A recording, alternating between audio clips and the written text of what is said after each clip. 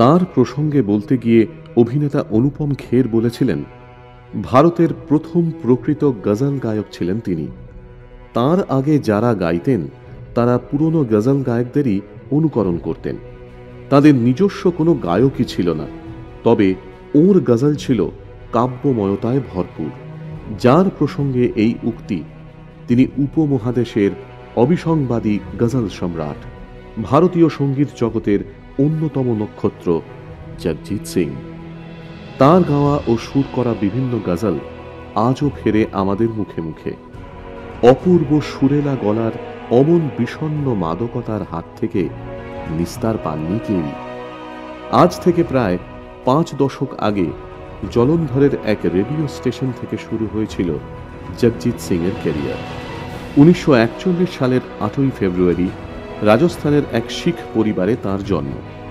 আসল নাম জগজীবন সিং, যদিও পরে নাম বদলে হয়ে উঠলেন জগজিৎ। অল্প বয়সে শ্রীগঙ্গানগরে পণ্ডিত ছগনলাল শর্মার কাছে 2 বছর সঙ্গীত শাস্ত্রে শিক্ষা লাভ করেন তিনি।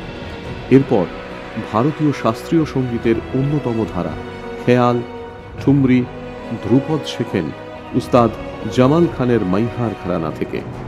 মাত্র 20 বছর বয়সে 1961 সালে অল ইন্ডিয়া রেডিওয়ে গান গাওয়ার মধ্যে দিয়ে তার সঙ্গীত জগতে পদার্পণ। যদিও এর পরের যাত্রাপথ খুব মসৃণ ছিল না। কয়েক বছরের মধ্যে হঠাৎ বাড়িতে কাউকে না জানিয়েই গায়ক হিসেবে নিজেকে প্রতিষ্ঠিত করার লক্ষ্যে পাড়ি দেন মুম্বাই।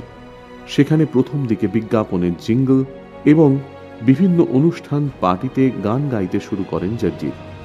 এইভাবে কিছুদিন থাকার পর 1966 সালে বহুরূপী ছবিতে গান গাওয়ার সুযোগ এসে যায়। তবে তারপরেও হাতে যে কাজ খুব ছিল তা বলা যায় না। এই সময়ই জগজিতের আলাপ হয় চিত্রা সোমের সঙ্গে, যিনি পরে চিত্রা সিং হন জগজিৎকে বিয়ে করে। ধীরে ধীরে তাঁদের জুটি জনপ্রিয় হয়ে উঠতে থাকে। 1977 সালে দ্য আনফরগেটেবলস নামে জগজিৎ চিত্রার এক অ্যালবাম প্রকাশিত হয়, ভারতীয় শ্রোতাদের মধ্যে যা বিপুল জনপ্রিয়তা পায়। অ্যালবামের পাশাপাশি চলচ্চিত্রেও গাইতে শুরু করেন তাঁরা।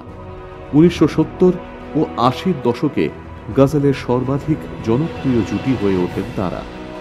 1982 সালে আর্থ ও সাথ সাথ ছবিতে ব্যবহৃত তাঁদের গাওয়া গজলের সংকলন HMV থেকে প্রকাশিত হয়, যা কালক্রমে হয়ে ওঠে তাঁদের সর্বাধিক বিক্রিত অ্যালবাম।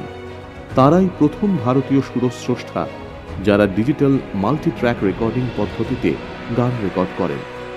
1987 সালে এই পদ্ধতিতে রেকর্ড করা তাদের প্রথম অ্যালবামটি ছিল বিয়ন্ড টাইম।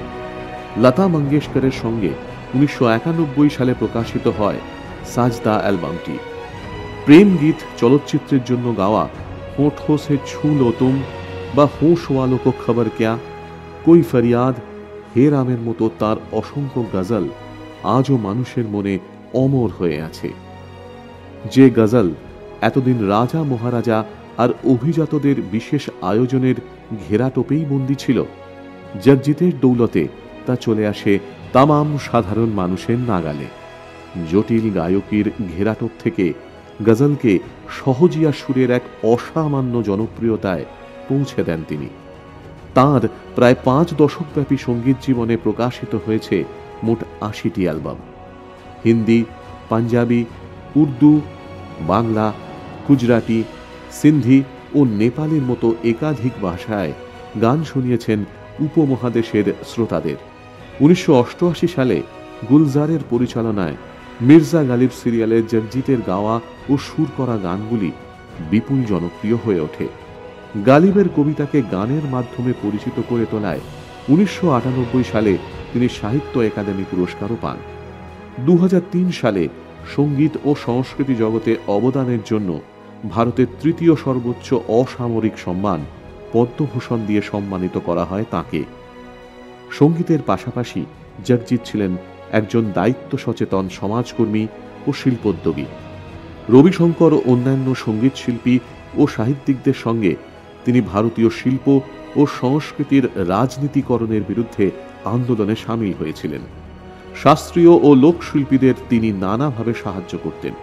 মুম্বাইয়ের সেন্ট মেরি স্কুলের লাইব্রেরি নির্মাণ, বম্বে হসপিটাল গঠন এবং ক্রাই, সেভ দ্য চিলড্রেন ও আলমা প্রভৃতি সংগঠনের কাজকর্মেও তিনি প্রত্যক্ষভাবে জড়িয়েছিলেন। গজলের প্রসঙ্গ উঠলেই সারা দেশের মানুষের কানে আজও ভেসে আসে তার ওই অপরূপ কণ্ঠস্বর। তাই 2011 সালে আমাদের ছেড়ে অমৃতলোকের উদ্দেশ্যে পাড়ি জমালেও আজও জগজিৎ সিং একইভাবে জীবন্ত, একই রকম প্রাসঙ্গিক। জন্মদিনে তাঁর প্রতি আমাদের শ্রদ্ধার্ঘ্য।